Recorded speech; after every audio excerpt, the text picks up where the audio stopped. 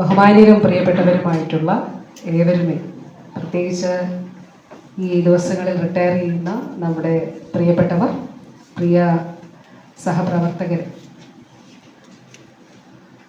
ആരോഗ്യ വകുപ്പിനെ സംബന്ധിച്ചിടത്തോളം, മെഡിക്കൽ വിദ്യാഭ്യാസ വകുപ്പിനെ സംബന്ധിച്ചിടത്തോളം വാസ്തവത്തിൽ വലിയ നഷ്ടമാണ്. നമ്മൾ ഒരു റിലേ നടക്കുമ്പോൾ താരങ്ങൾ ആദ്യത്തെ ആളിൽ നിന്ന് ഇത് കൈമാറുമ്പോൾ രണ്ടാമത്തെ ആൾ കുറച്ചു ദൂരം ഓടി ആ ഒരു മൊമെൻറ്റം ഗെയിൻ ചെയ്തതിന് ശേഷമാണ് ഇത് ഏറ്റുവാങ്ങി അടുത്ത ആളിലേക്ക് പോകുന്നത്.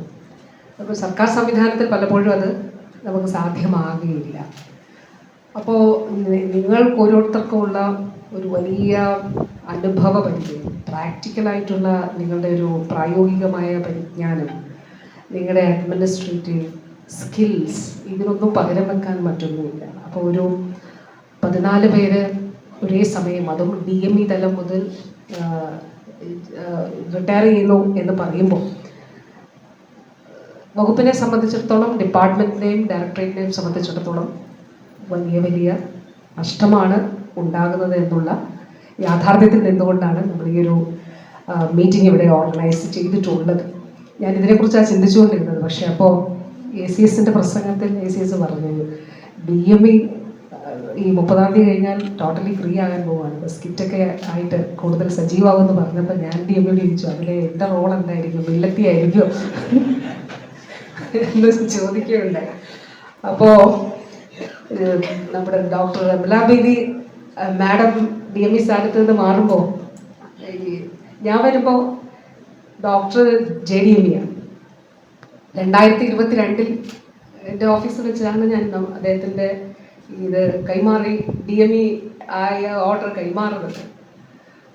അപ്പോൾ അന്ന് മുൻ DME പോകുമ്പോൾ ഇവിടെ ഒരു നമ്മൾ പരിപാടിയൊക്കെ സംഘടിപ്പിച്ചിരുന്നു, പൂർവ്വ വിദ്യാർത്ഥികൾ അലംനായുടെയൊക്കെ ഒരു പരിപാടി സംഘടിപ്പിച്ചപ്പോൾ അന്ന് JDME ഒരു സ്കിറ്റ് അവതരിപ്പിച്ചു. അതിൻ്റെ പേരെന്താ, താക്കോൽസ്ഥാനോ അങ്ങനെ എന്തോ ഒരു പേരിലാണ് അവതരിപ്പിച്ചത്.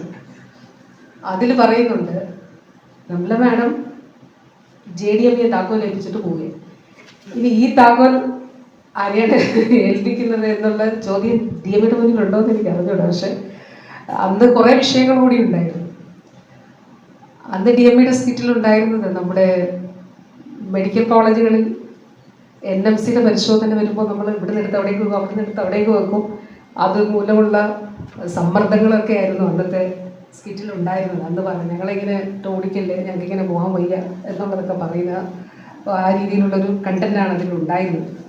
ഏതായാലും വളരെ മികച്ചൊരു കാലഘട്ടമാണ്. എനിക്ക് ഓരോരുത്തരെയും സംബന്ധിച്ചിടത്തോളം ഒരുപാട് ഓർമ്മകളുണ്ട്. എനിക്ക് അത് ഓരോരുത്തരെ സംബന്ധിച്ചിടത്തോളം ഓരോരുത്തരുടെയും സേവനങ്ങളും വാസ്തവത്തിൽ ഇങ്ങനെ ഒരുപാട് കാര്യങ്ങൾ എല്ലാവരുമായിട്ട് ബന്ധപ്പെട്ടും പറയാനായിട്ടുണ്ട്.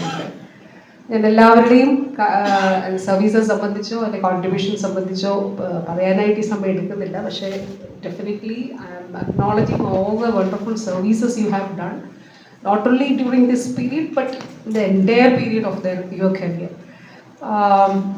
അതിൽ ഈ ഒരു കാലഘട്ടം നമ്മുടെ മെഡിക്കൽ വിദ്യാഭ്യാസ വകുപ്പിനെ സംബന്ധിച്ചിടത്തോളം, ആരോഗ്യ വകുപ്പിനെയും മെഡിക്കൽ വിദ്യാഭ്യാസ വകുപ്പിനെ സംബന്ധിച്ചിടത്തോളം നമ്മൾ ഒരുപാട് കാര്യങ്ങൾ ചെയ്യാൻ ശ്രമിച്ചിട്ടുണ്ട്. ഈ കാലഘട്ടത്തിലാണ് നമ്മുടെ മെഡിക്കൽ കോളേജുകൾ BC റാങ്കിങ്ങിൽ വന്നത്, ഡെന്റൽ കോളേജ് BC റാങ്കിങ്ങിൽ വന്നത്. ഈ കാലഘട്ടത്തിലാണ് ഏറ്റവും കൂടുതൽ അധ്യാപക തസ്തികകൾ, ചരിത്രത്തിൽ തന്നെ 270 തസ്തികകൾ മെഡിക്കൽ വിദ്യാഭ്യാസ വകുപ്പിൽ സൃഷ്ടിച്ച കാലഘട്ടമാണ് ഇത്. ഈ കാലഘട്ടത്തിലാണ് നമുക്ക് 2 മെഡിക്കൽ കോളേജുകൾ പുതുതായിട്ട് അനുവദിക്കപ്പെട്ടത്. ഈ കാലഘട്ടത്തിലാണ് നമ്മുടെ 471 സർക്കാർ മേഖലയിലെ നഴ്സിംഗ് സീറ്റുകളുടെ എണ്ണം, അത് നമ്മൾ 1300 സീറ്റുകളായിട്ട് ഇരട്ടിയിലധികമായിട്ട് നമുക്ക് വർദ്ധിപ്പിക്കാനായിട്ട്, 3 ഇരട്ടിയോളമായിട്ട് നമുക്ക് വർദ്ധിപ്പിക്കാനായി കഴിഞ്ഞത് ഈ കാലഘട്ടത്തിലാണ്. ഏറ്റവും അധികം PG സീറ്റുകൾ നമുക്ക് ലഭിച്ചൊരു കാലഘട്ടം ആണ് ഇത്. അതോടൊപ്പം പുതിയ പുതിയ ഒരുപാട് ഡിപ്പാർട്ട്മെൻറ്റുകൾ, ഇപ്പോൾ കാലാനുസൃതമായിട്ടുള്ള ഡിപ്പാർട്ട്മെൻറ്റുകൾ, ഇപ്പോൾ ക്രിട്ടിക്കൽ കെയർ വളരെ എസെൻഷ്യലാണല്ലോ മെഡിക്കൽ കോളേജുകളെ സംബന്ധിച്ചിടത്തോളം. ഏറ്റവും നമ്മൾ ഫോക്കസ് ചെയ്യേണ്ട, കെയർ കൊടുക്കേണ്ട മേഖല ക്രിട്ടിക്കൽ കെയറുമായിട്ട് നമ്മളൊരു ഡിപ്പാർട്ട്മെൻ്റ് ആയിരുന്നു, അതിന് കോഴ്സുകളായിരുന്നു, ജെറിയാട്രിക് ഡിപ്പാർട്ട്മെൻറ്റ്, ജെനറ്റിക്സ് ഡിപ്പാർട്ട്മെൻറ്റ്, അങ്ങനെ വിവിധ പുതിയ പുതിയ പുതിയ ഡിപ്പാർട്ട്മെൻറ്റുകൾ നമുക്ക് ഈ കാലഘട്ടത്തിൽ ആരംഭിക്കാൻ കഴിയുന്നത്. അതോടൊപ്പം ഈ കാലഘട്ടത്തിൽ ഫെലോഷിപ്പ് പ്രോഗ്രാം നമുക്ക് മെഡിക്കൽ കോളേജുകളിൽ ആരംഭിക്കാനായിട്ട് കഴിഞ്ഞു. ഇവിടെയും കോട്ടയത്തും ഒക്കെ നമ്മൾ ആരംഭിച്ചു. അങ്ങനെ ഒരുപാട് അക്കാദമിക് ആയിട്ടും അല്ലാതെയും ചികിത്സാപരമായിട്ടും ഒരുപാട് കാര്യങ്ങൾ, അതൊന്നും അതിലേക്കൊന്നും ഞാൻ കൂടുതലായിട്ട് പോകുന്നില്ല. ഇപ്പോൾ ലിവർ ട്രാൻസ്പ്ലാന്റേഷനൊക്കെ ഉൾപ്പെടെ ആരംഭിക്കാൻ കഴിഞ്ഞതും മുന്നോട്ട് കൊണ്ടുപോകാൻ കഴിഞ്ഞതും ഒക്കെ ഈ കാലഘട്ടത്തിലാണ്. ഞാൻ പറഞ്ഞത് ഇത് ഞാൻ എപ്പോഴും എല്ലാ പൊതു സമ്മേളനങ്ങളിൽ ഞാൻ പറയുന്നൊരു കാര്യം, നമ്മുടെ വകുപ്പെന്നോ ഡിപ്പാർട്ട്മെന്റ് എന്ന് പറയുമ്പോൾ ഒരു വ്യക്തിയല്ല, ഇതൊരു ടീം വർക്ക്. ഏതെങ്കിലും ഭാഗത്തൊരു പ്രശ്നം ഉണ്ടായാൽ അത് നമ്മുടെ മൊത്തം സിസ്റ്റത്തെ അഫക്റ്റ് ചെയ്യും. അതുകൊണ്ട് തീർച്ചയായിട്ടും അത് മാത്രമല്ല, നിങ്ങളൊക്കെ ഇതിൻ്റെ ലീഡേഴ്സാണ്. അപ്പോൾ ഇത്രയും കാര്യങ്ങൾ ഈ ഒരു കാലഘട്ടത്തിൽ ചെയ്യാൻ കഴിഞ്ഞതിൽ അതിലെ നേതൃത്വം നൽകിയവരാണ് നിങ്ങൾ ഓരോരുത്തരും. ഇപ്പം DME സംബന്ധിച്ച് പറയുമ്പോൾ JDME ആയിട്ടിരിക്കുമ്പോൾ കോവിഡ് സമയത്താണ് ഈ കാലഘട്ടത്തിൽ, അതിന് മുമ്പ് 2020 ഡോക്ടർ തോമസ് മാത്യു അദ്ദേഹം JDME ആയത്. 2022 വരെ JDME ആയിരുന്നു.